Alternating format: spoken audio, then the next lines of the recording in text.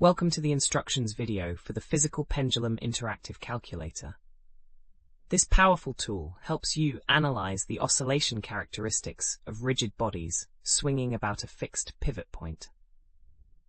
Unlike a simple pendulum, physical pendulums account for the object's actual mass distribution and moment of inertia. To use this calculator, you'll need to enter several key parameters.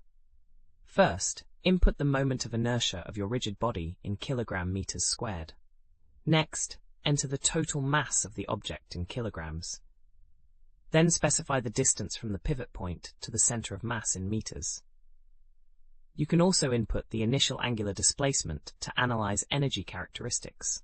For example, try entering a moment of inertia of 0.5 kilogram-meters squared, a mass of 2 kilograms, and a pivot distance of 0.3 meters. The calculator will then display the oscillation period in seconds, the frequency in hertz, the angular velocity, and the potential and kinetic energy values at different positions during the swing cycle. We have thousands of other free engineering calculators on our website. Head over and check them out.